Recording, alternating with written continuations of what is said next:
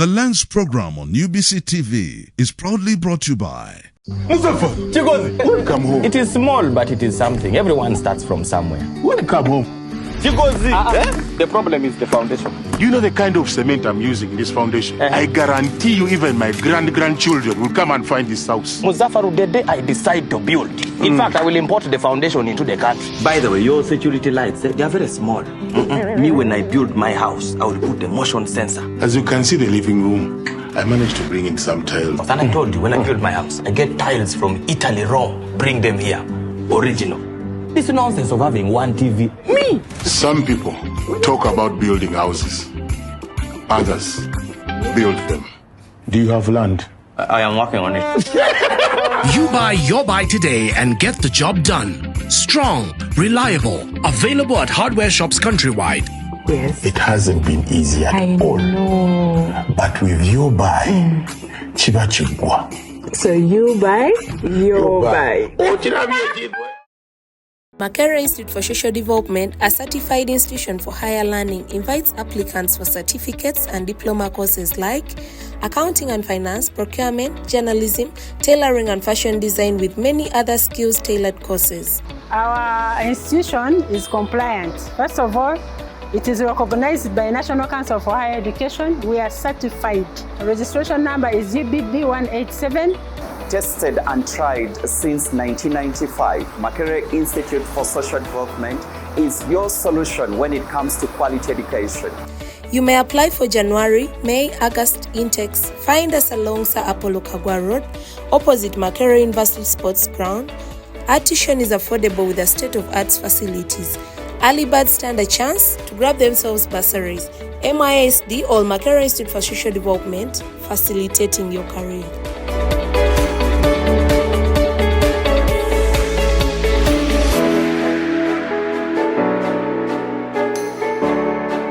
Good evening, viewers. I'm Alfred Ravgai here, the Lens program. This evening, here at UBC, would like to welcome you. We have a guest to discuss issues rotating around the budget. For your reminder, the Lens comes every Sunday, 6:30 to 7, and they repeat at 10:30 on Monday. The week has been a long one and a very exciting one. It has been all about the budget. Tonight, I have a guest in the studio, a health expert. We want to see the health vis-a-vis the economy. And I will come you to this show. You're most welcome here. Thank you, Mr. Alfred. This week has been a budget week. We are seeing that the government is fully constituted, and the budget was read by Honorable Musasizi, and we see that the total budget is 84.4 trillion, with the 32.2 debt financing. Now tonight, we want to look at debt burden. And with me, I have the health expert. He's coming from the health sector. But of course, debt surrounds us everywhere. In the health sector, we have a debt. In transport sector, we have a debt. So tonight we want to discuss, and our topic will be on foreign debt. Freedom from foreign debt. Definitely the first question would be, what is a debt to you? And what is the difference between aid and a debt? A debt is a financial obligation that we make as individuals and as a country, where you have to pay back, and you pay back with an interest, which is different from aid. Aid, you don't have to pay an interest, and depending on the terms of the aid, you can pay back only the amount that has been advanced to you. Now, I'm seeing you well dressed in a very beautiful T-shirt, and I'm seeing a partnership between Uganda Cares and CESBAC. What is it all about? AHF AIDS Care Foundation is a global organization that focuses on HIV, but beyond HIV, and the organization looks at policies, structures that affect service delivery in HIV, but even beyond HIV, looking at issues of gender, looking at issues of poverty and other areas. So AHF goes beyond medical care, because we know that it's not about medical care that can provide quality services. So the organization works globally, and with other partners, the organization has identified the issue of debt burden, the issue of foreign debt. And what are we seeing? We are seeing that countries are paying more debts than what they need to finance health, education, poverty, and other areas of social services. So it is a concern that countries are paying much more in debts than the money that they need for services. Globally, we are seeing that 3.4 million people live in countries where they are paying more in terms of debt, that is the interest and part of the principal, than what they are paying in terms of what they need to run health services, education. I can give an example here in Uganda. We have just had the budget being read, being presented to the country. Our national budget is 84.4 trillion, and out of this budget, 32.2 trillion Uganda shillings has to be paid back in terms of debt servicing. And when you look at this, that's a substantial amount of money.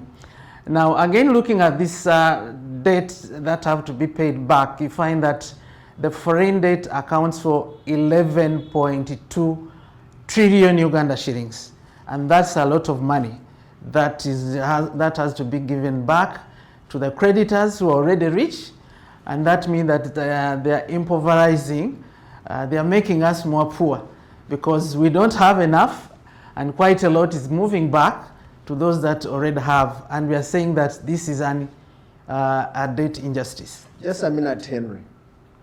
I would like to ask, can Uganda stand alone without a debt? Because it has been a debate outside there in the classes, wherever. Can Uganda stand without a debt? Government's capacity to finance its development agenda using domestic resources continues to strengthen. This financial year, domestic revenue collections are projected at Uganda shillings 35.7 trillion, compared to Uganda shillings 32.3 trillion collected the previous financial year. This financial year 2025-2026, domestic revenue from taxes, non-tax revenues, and local government revenues funded up to 80.9% of the total discretionary budget of Uganda shillings 44.1 trillion. This represents significant progress towards fiscal self-reliance and reduced dependence on external financing. We note that no country can live without a debt. Even developed countries like the US is still borrowing. So we need debts to meet our obligations as a country.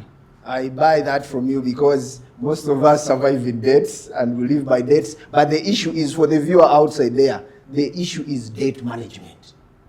You can control and minimize your debt. Now, the other issue is, I'm seeing the topic is freedom from foreign debt.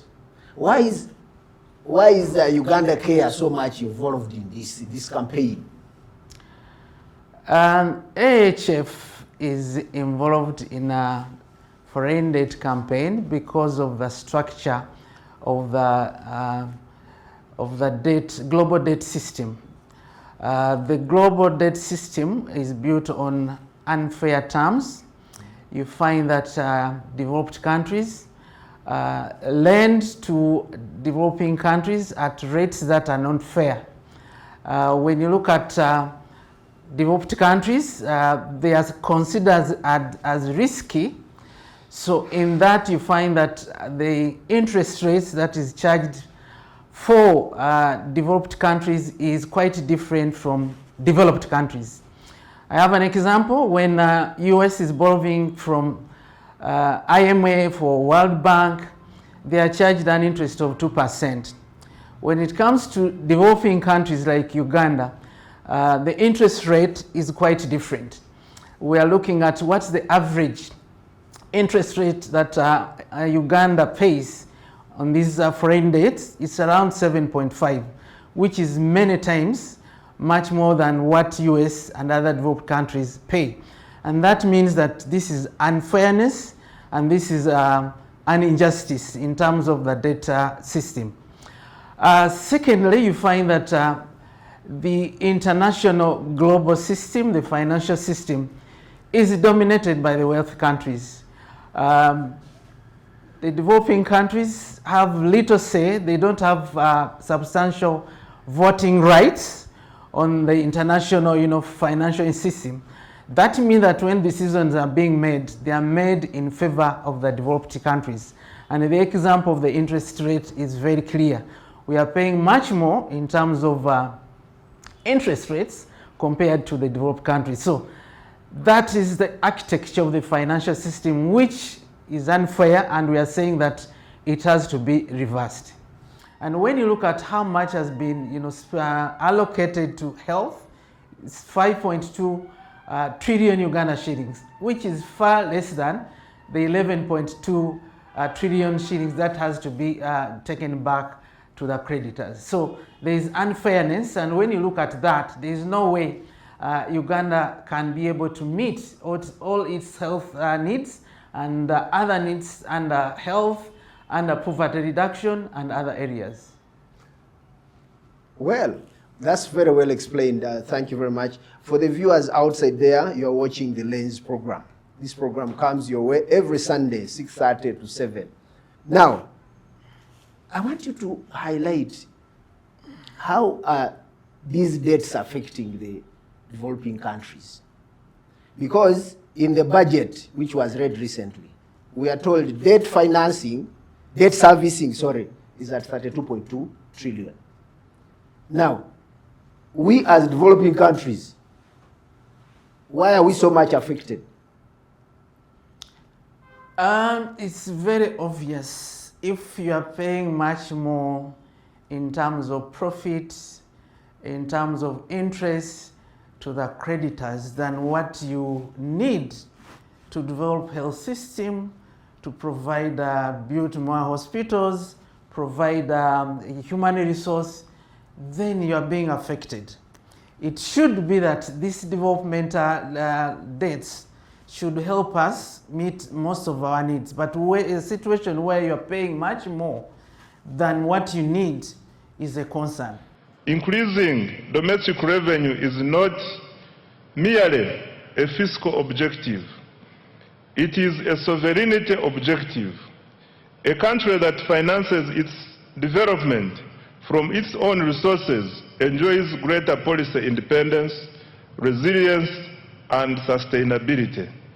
Therefore, government will continue to strengthen domestic revenue in line with the domestic revenue mobilization strategy, while preserving incentives for investment, production, and enterprise growth.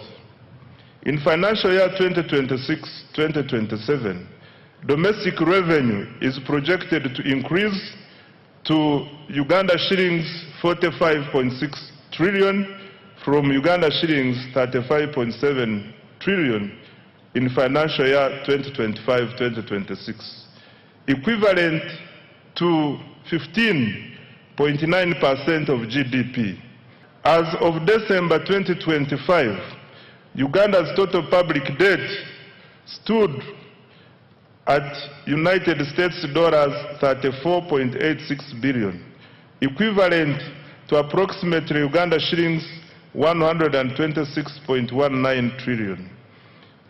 Of this, external debt amounted to US dollars 15.84 billion, while domestic debt was United States dollars 19.02 billion. This translates into a debt to GDP ratio of approximately 53.0%. Public debt should always be assessed alongside the assets it finances and the economic returns it generates. Over the past 10 years, Uganda's debt has financed strategic investments that are transforming the productive capacity of our economy. I've read something to do with the Borrowers Forum. Have you heard of that? And how is it impacting on the Global South? Yes, the Borrowers Forum is a very good initiative which AHF is trying to advocate and rally everybody to support. Now, this is a forum that is trying to break through the colonial setup of the international monetary system. You find that, as I said, it's only dominated by the group of 20. These are developed countries. So countries in the south, developing countries, they don't have a seat on the group of the 20, G20. So this forum, if it's well organized and through lobbying, it will be able to have a representative on the International Monetary Fund, on the World Bank and other UN institutions. So we are saying that let's get together as the developing countries, as the South, to ensure that we strengthen this forum. Now, this forum is important because it helps you to negotiate collectively. Then this forum could also be used as a forum to check each other, the borrowers. Sometimes money is got, but it's not utilized. Well said. Viewers, if you have just joined us, we are looking at a very sweet topic as regards freedom from foreign debt. And our guest tonight is none other than Magala Henry. I'd like to go for a break as we continue learning. We are marrying health sector and the economy. So let's go for a break and we come back. Mustafa, welcome home. It is small, but it is something. Everyone starts from somewhere. Welcome home. The problem is the foundation. You know the kind of cement I'm using in this foundation? I guarantee you even my grandchildren will come and find this house. Muzaffaru, the day I decide to build, in fact, I will import the foundation into the country. By the way, your security lights, they are very small. Me, when I build my house, I will put a motion sensor. As you can see the living room, I managed to bring in some tiles. And I told you, when I build my house, I get tiles from Italy raw, bring them here, original. This nonsense of having one TV. Me! Some people talk about building houses. Others build them. Do you have land? I am working on it. You buy your buy today and get the job done. Strong, reliable, available at hardware shops countrywide. Yes. It hasn't been easy at all. know. But with your buy, chiba chibwa. So you buy, your buy. Welcome back, viewers. Once again, Alfred Ravga here are my names. Tonight, on The Lens, we are focusing on foreign debt. And we have a nice gentleman here who is trying to explain to us some issues to do with debt. This program is probably brought to you by UEGCL, and they are celebrating 25 years of existence. We would like to celebrate with them as we close the financial year. And also your buy cement. Thank you for sponsoring this program as we look into developing this country. Henry, the other issue now we are looking at is how can government and civil society organizations work together to make sure this campaign is well achieved? Yes, as it is, the debts affecting especially the most vulnerable people, and government can only say that it has delivered when the poorest of the poor have their lives improved. Actually, the president is talking about bringing 33% Ugandans that are not in the money economy together. So, which means that the issue of debt is central to government, because once government gets loans at relatively good terms in terms of interest, then it means that it has substantial amount of money budget to address the needs of the people. So it's important that we work together as we are doing the launch of the Freedom from Foreign Debt campaign. We want to do it with government. We began with civil society, HF, CSBAG, Siatini, and Ugandan Debt Network as civil society. We want to see this launch done together with government. And part of our future plan is to ensure that we go to the parliament, because the parliament is very critical in terms of passing policies that can help us in the campaign to do with freedom from foreign debts. So launching this campaign together will be a good opportunity for government. We are mentioning government and parliament, but also line ministry, trade. So I think we have opportunity to do it together, because as I said, once we get the dates on right terms, then on the best terms, then government can benefit substantially. Much of its budget will not be paid in debt servicing, but it will be used to offer social services. So we want to do it with government in that way. Secondly, government should be able to come out and provide data and statistics on the impact of foreign debt servicing, so that we have the right message that we can put across to the international global system.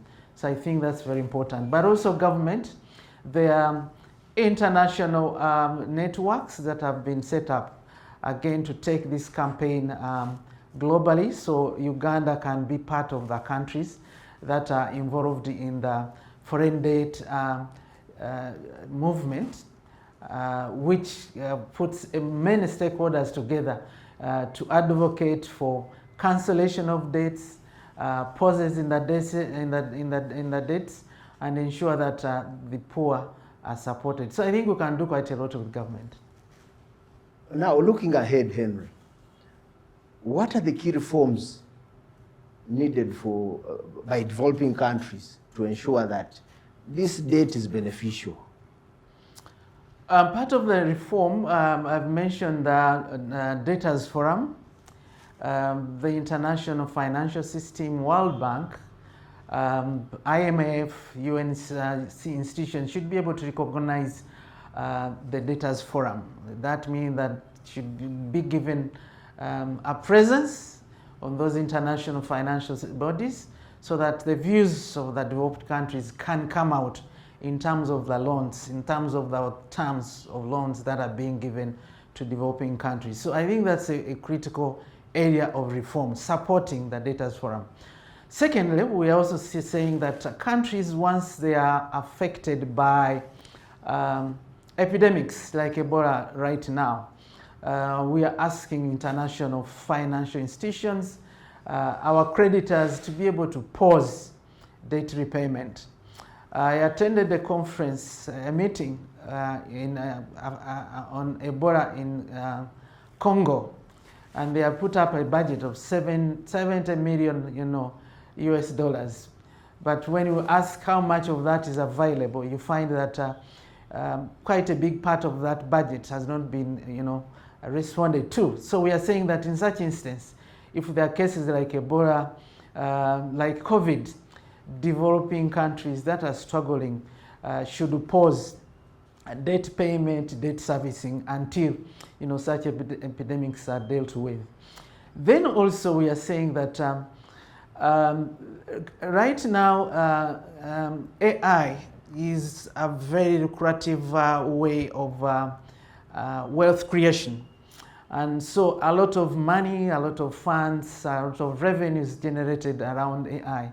So we are saying that part of that revenue, about 1%, not 8%, should be put together and brought back and help developing countries to have debt relief, to pay off the debts that we have.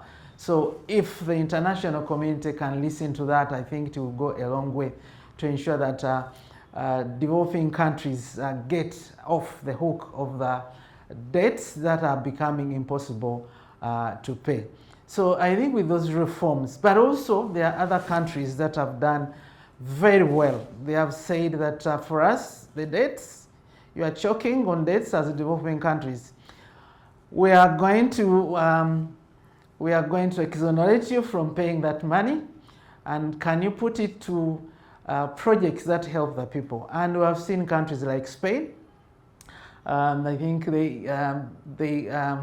they cancelled a debt for Cameroon. About 93 million euros was cancelled, and the condition was that that money should be used to fight HIV in Cameroon. So we are also saying that debts can be used to finance development in that sense. Thank you very much, Henry. For the viewer outside there, I would like to thank you for watching UBC and making sure that this program happens.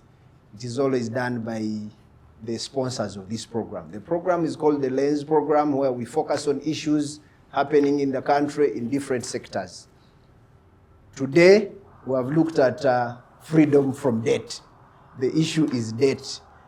All of us live in debts to finance our daily activities.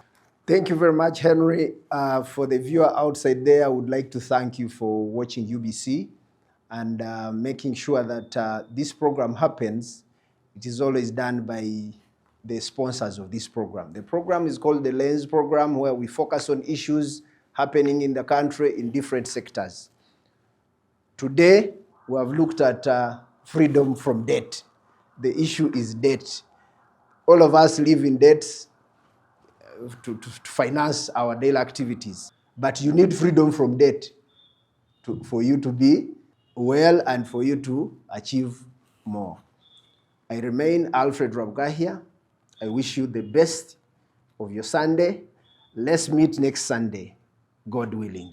The Lens program on UBC TV is proudly brought to you by Mustafa, welcome home. It is small, but it is something. Everyone starts from somewhere. Welcome home.